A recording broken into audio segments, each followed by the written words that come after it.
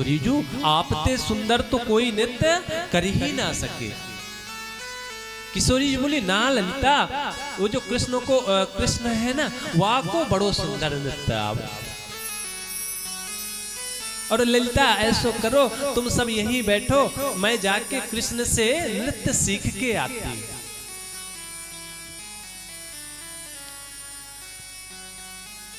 ललिता विशाखा सब बोली कि यदि किशोरी जो आप जानती नहीं है, वह कृष्ण जो है ना वो सभी जगह विख्यात है, बहुत बड़ा चोर है। आप जाएंगी ना तो कुछ ना कुछ जरूर चोरी कर लेगा। किशोरी जी बोली कि क्या चोरी करेगा। ललिता जी बोली अच्छा नहीं मान रही हो तो चलो पहले बैठो यहाँ। किशोरी जी बैठ गए। बोले पहले हमें गिना दो कि आप कौन कौन से जेवर पहन के जा रही हैं। तो हाथों की अंगूठियां, माथे की बेंदी, गले के हार जितने थे, पैरों की नुपुर, सब एक कागज में उन्होंने नोट कर लिया कि कितनी अंगूठियां हैं, कितने हार हैं, कितने नुपुर पहने हुए हैं, सब कुछ नोट कर लिया। बोले अब जाओ। किशोरी जी बोली अरे ललिता, कृष्ण तो बहुत सुंदर है और बहुत दयालु है, वे चोरी कैसे कर सकते हैं। विशाखा बोली हाँ आप जाओ तो पता चल जाएगा। किशोरी जी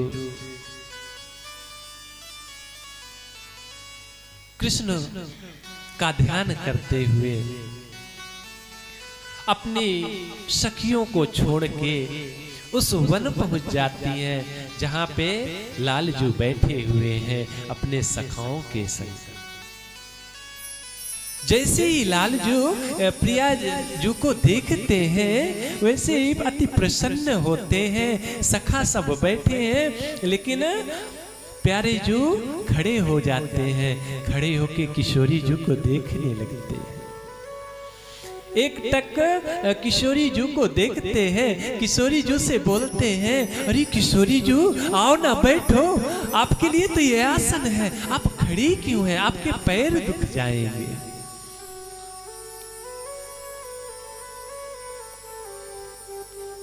किशोरी जू विराजमान हो जाती हैं।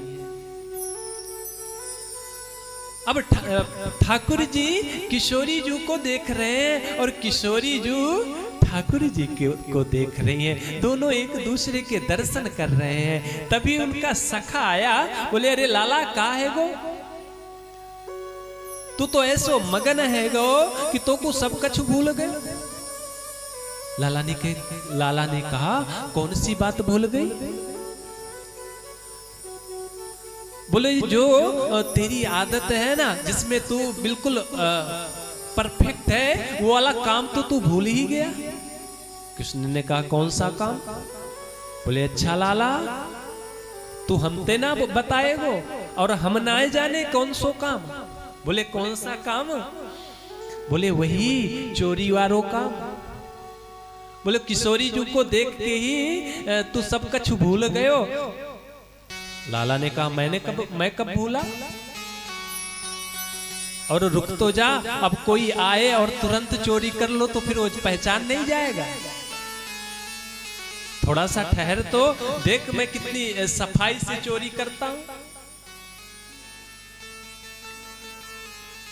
ठाकुर जी हाथ जोड़ के बोले हे किशोरी जू, आपका आगमन हुआ है तो कुछ कारण ही होगा। किशोरी जू ने कहा कि हे प्यारे जू, मैंने सुना है कि आप नृत्य बहुत अच्छा सिखाते हैं और मेरी इच्छा है कि मैं आपसे नृत्य सीखूं। तो हे प्यारे जू क्या आप मुझे नृत्य सिखा देंगे। अब लालजू तो यहां तैयार बैठे कि किशोरी जू एक बार बोले तो। जैसे किशोरी जू ने कहा लालू जी बोले हाँ हाँ क्यों नहीं, आप आइए खड़े होइए, मैं नृत्य सिखाता हूं आपको। और सुंदर सुंदर नृत्य सिखाते हैं। गोविंद किशोरी जी को जब नृत्य सीख लेती हैं, सायंकाल का समय हो जाता है, तो किशोरी जी कहती हैं, हे लाली जी अब मैं चलती हूँ, मेरी सखियां, मेरी मैया मेरा इंतजार कर रही होगी। तो लाली जी बोलते हैं, हाँ प्रिया जी आप अवश्य जाइए, लेकिन एक क्षण और रुक जाइए। किशोरी जी बोली, हाँ बताइए क्या बात है। बोले एक क्षण रुक जाइए, अभी कुछ नृत्य बाकी है, तो ये भी सीख के फिर जाइए। अब इधर गोविंद का भी मन नहीं लग रहा, गोविंद भी चाहते कि किशोरी जी यहाँ से जाए ना। अच्छा, मन में तो किशोरी जी के भी यही है कि हम छोड़ के गोविंद को जाए ना। किशोरी जी बोली, हाँ ठीक है। फिर नृत्य सिखाते हैं। कुछ ही देर बाद फिर किशोरी जी बोलती है, लालजू अब बहुत देर रह गई है, अब तुमको जानो पड़ोगो, ना तो मैया परेशान है जाएगी। लाल जी बोले, हाँ हाँ जाओ, अवश्य जाओ। अब किशोरी जो जाती है तो लाल जी उनके बगल में धीरे धीरे किशोरी जो चलती हैं, लाल जी भी उनके संग में धीरे धीरे जाते हैं। थोड़ा सा आगे बढ़े तो लाल जी ने कहा, अरे किशोरी जी उस पेड़ में आपको कछु दिख रहा है? वो जो वृक्ष है वहां पे कछु दिख रहा है? किशोरी जी ने देखी, बोले ना कछु ना दिख रहे। बोले अरे वो वृक्ष में कितने सुंदर पुष्प लगे हैं, आपने देखा? किशोरी जी ने देखा। बोले हाँ कोई इतने विशेष पुष्प तो नहीं है, आते समय भी मैंने देखा था। बोले नहीं नहीं, वो पुष्प के वो वृक्ष में जो चिड़िया बैठी है ना, वो बड़ी सुंदर है, उसे देखिए। किशोरी जी ने कहा, हाँ ये तो मैंने पहले ही देख लिया। बोले नहीं नहीं, आप ध्यान से देखिए। किशोरी जी ने कहा, हाँ देख तो लिया, मैंने पहले ही देख लिया, चिड़िया बैठी है, पुष्प है, पत्ते हैं, और तो इसमें कुछ है नहीं। बोले नहीं नहीं किशोरी जी। अब ठाकुर जी ने ऐसे उंगली किया, देखो वो पुष्प बड़ा सुंदर है। किशोरी जी फिर देखने लगी कि बार बार ठाकुर जी उसी पुष्प के लिए क्यों बोल रहे हैं। जब किशोरी जी कोई रिएक्शन नहीं करती तो ठाकुर जी ने किशोरी जी का हाथ पकड़ा और हाथ पकड़ के ऐसे बोले, देखिए वो पुष्प बड़ा सुंदर है। और हाथ जैसे पकड़ के ऊपर किया, उतने में ही गोविंद खेल कर गए, उतने में ही खेल कर गए। अब भैया किशोरी जी ने कहा कि आज लाला को गोविंद को का भयो, बार बार पुष्प दिखाए रहे हैं। बोले हाँ गोविंद वही पुष्प तो है। ठाकुर जी बोले, अच्छा वही पुष्प है, मुझको आज ये पुष्प बड़ो सुंदर लगो, याते मैंने सोची कि आपको भी दिखा दूं, पर कोई बात नहीं है, अगर ये सुंदर आपको नहीं लग रहा तो ठीक है, फिर अब आप जाइए। किशोरी जी धीरे धीरे वापस आई। यहाँ पर सारी सखियां इंतजार कर रही हैं, क्योंकि सखियां एक क्षण के लिए किशोरी जी से दूर नहीं होती हैं, वो भी निहारती रहती हैं कि कब प्रिया प्रीतम दोनों लीला करेंगे और उस लीला का हम सब मिलकर दर्शन करेंगे, रस स्वादन करेंगे, रसपान करेंगे। किशोरी जी आई, ललिता जी बड़ी प्रसन्न हुई, विशाखा आदि रानियां आदि सखियां आई और किशोरी जी का हाथ पकड़ के उन्हें बैठा लेती। किशोरी जी बोली कि अब बैठने का वक्त नहीं है, अब घर चलते हैं, मैया परेशान हो रही होगी। तो ललिता बोली कि पहले बैठ जाओ। बोली अच्छा बैठ गई। अब बताओ कहाँ है वो? बोले पहले अपने सारे आभूषण गिनवा लो, या के बाद घर चलेंगे। जो आभूषण आप पहन के गई थी पहले उसने पूरे गिनवा लो, इसके बाद घर चलना है। किशोरी जी बोली, अरे ललिता तो ऐसे काहे को बोल रही है?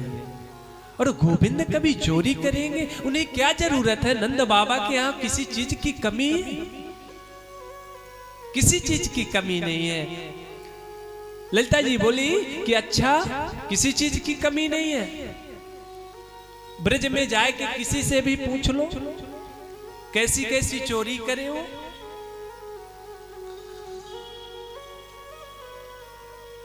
अब ललिता पैर से प्रारंभ करती हैं, पैर की पैजनियां देखती हैं, पैजनियां है ठीक है, टिक लगा लेती हैं, चिन्ह लगाती हैं कि हाँ पैजनियां। गले में पहुंचती हैं, देखती हैं ये वाला हार नौलखा हार था, इसमें चिन्ह लगा लेती हैं। अरे मोतियों का भी हार था, उसमें चिन्ह लगा लेती हैं। ऊपर देखती हैं बेंदी है, हाँ बेंदी है। बोले अब हाथ में आओ। जब हाथ में आती हैं, एक हाथ देखती हैं तो पूरी अंगूठियां हैं, लेकिन जब दूसरा हाथ देखती हैं तो बोली कि इसमें भी 5 ही अंगूठियां थी, देख लो एक अंगूठी गायब हो गई, हाथ से एक अंगूठी गायब है। ललिता ने कही कि देख लो प्रियाजू, मैंने पहले ही कही थी ना वो पक्को चोर है, और वो बिना चोरी किए माने गोना है। वाने चोरी कर ली नहीं, और आप तो इतनी भोरी हैं कि आपको कछु पतो भी न चले। किशोरी जी ने कहा ऐसा नहीं है, गोविंद कभी चोरी नहीं कर सकते हैं, हो सकता है नृत्य करते समय कहीं मेरी अंगूठी गिर गई हो।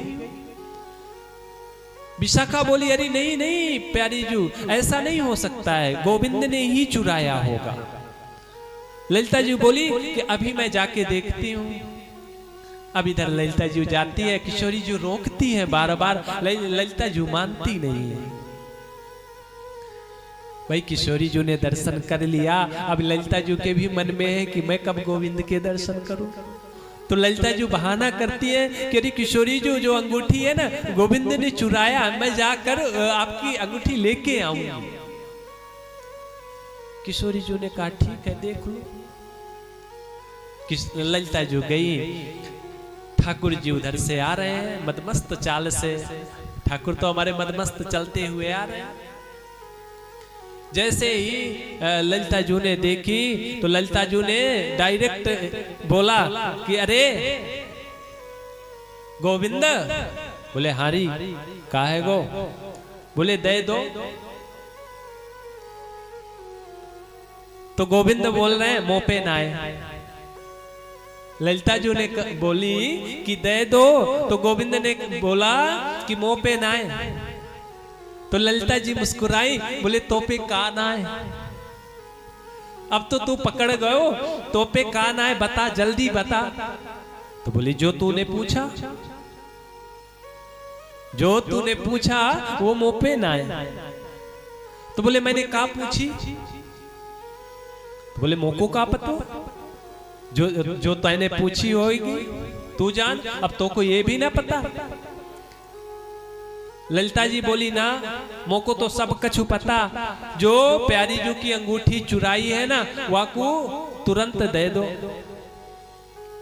गोविंद ने बोली कि जब मैंने पहले बताए दी नहीं कि मुंह पे ना आए तो मैं कहां से दे दूं, मैंने तो देखी भी ना है कि प्यारी जू ने अंगूठी पहनी है। तो बोली ऐसे मानोगे ना। बोले ना मानूंगा। तो बोले फिर किशोरी जी के पास चलो, निर्णय वहां पर होगा। किशोरी जी के पास आए। अब ललिता जी और गोविंद आए किशोरी जी के संग में पास में, और पास में आते ही ललिता जी ने कहा कि हे किशोरी जी, गोविंद ने तो गोविंद को तो मैंने पहले ही पकड़ लिया है, इन्होंने ही चोरी किया है। किशोरी जी ने कहा कि अरे ललिता ऐसो झूठ काहे को तू बोले। ललिता बोली ना ना किशोरी जी, मैंने जैसे बोली कि दे दो तो इन्होंने कहा मुंह पे ना आए, या को मतलब इन्हीं पे आपकी अंगूठी है। ठाकुर जी ने कहा कि देख लो भाई, मैं सूधो खड़ो, देख लो मुंह पे कछु ना है। तो बोले अच्छा कछु ना है। अब ललिता जी ने जो ठाकुर जी ने एक फेंटा बांधा हुआ था कमर में, तो ललिता जी ने कहा फिर ये फेंटे को छोड़ो। तो ठाकुर ने कहा काय को छोड़ो, मैं ना छोड़ रहा हूं। बोले ना तो को छोड़ना पड़ेगा। बोले मैं ना छोड़ रहा हूं। बोले यहाँ पे जरूर अंगूठी बांध रखी होगी, जरूर अंगूठी बांध रखी होगी, या के मारे तू छोड़ ना रहो। तो बोले अच्छा ऐसी बात है, तो मैंने जब चोरी करी ही नहीं तो फिर मैं ऐसो अपना फेटा छोड़ूं क्यों? ललिता ने कहा देख लीजिए किशोरी जी, इन्होंने अपने फेटे पे, कमर में जो फेटा बांधा इस पे इन्होंने अंगूठी बांध रखी है, आप बोलिए कि ये फेटा छोड़े तुरंत। किशोरी जी ने कहा लालजू ये मान नहीं रही है, आप ऐसा करिए इस कमर के कमरबंद को आप निकाल दीजिए, इसे दिखा दीजिए, प्रूफ कर दीजिए कि आपने चोरी नहीं करी है। अब गोविंद भी हमारे कम नहीं है भाई, जो चोर होगा तो अपनी व्यवस्था भी करके रखता है, कोई साधारण नहीं होगा, बड़ा चालाक होगा तब तो चोर होगा। तो गोविंद ने फेटे को, कमरबंद को तुरंत खोला और एक हाथ में पकड़ के जोर से फटकार मारी, बोले ले देख ले, ले देख ले मुंह पे अंगूठी कहां है? प्रियाजू ने कहा हाँ ललिता देख ले, तू तो झूठ बोल बोल के देख तो प्यारे जू को कितना परेशान कर दिया, यहाँ पे ले आई और प्यारे जू शर्म के मारे देखो रसाभोर हो रहे हैं, अब इन्हें जाने दो। तो विशाखा चुपचाप बगल से निकल के आई, बोले अच्छा ये जो हाथ में फेटा पकड़ रखी है वाको छोड़ो। तो गोविंद बोले देखो ऐसा है, अभी तक जो बोल रहे थे तुम मैं कर रहा था, अब मैं ये हाथ से फेटा छोड़ूंगा नहीं। विशाखा ने कहा पक्का इस हाथ में ही अंगूठी है, अब इसीलिए छोड़ नहीं रहे हैं। प्रियाजू ने कहा हे प्यारे जू अब इतना बोल रही हैं तो आप इसे भी दिखा ही दीजिए, जब आप लिए नहीं है तो फिर दिखाने में क्या जाता, आप दिखा दीजिए। अब लालजू ने जैसे ही दूसरे हाथ से दूसरा कोना पकड़ा और जोर से फटकार मारी तो अंगूठी वहां पे गिर गई। ललिता जी ने तुरंत उठाया, बोली प्यारी जी देखिए ये मैंने कहा था ना ये गोविंद पक्को चोर है और यानी आपकी अंगूठी चुरा ली।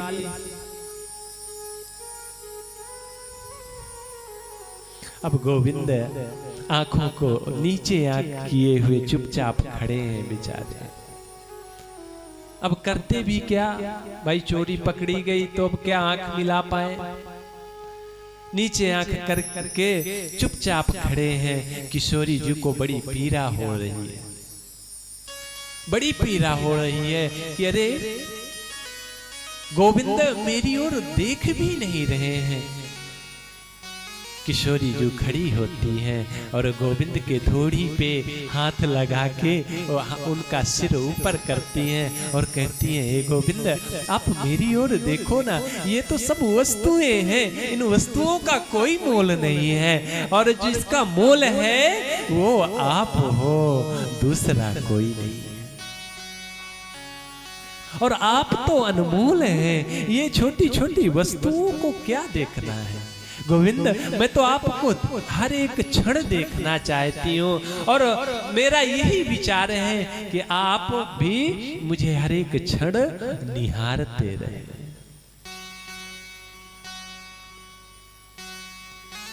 अब युगल सरकार बैठ गए, प्रिया प्रीतम दोनों बैठे हुए हैं।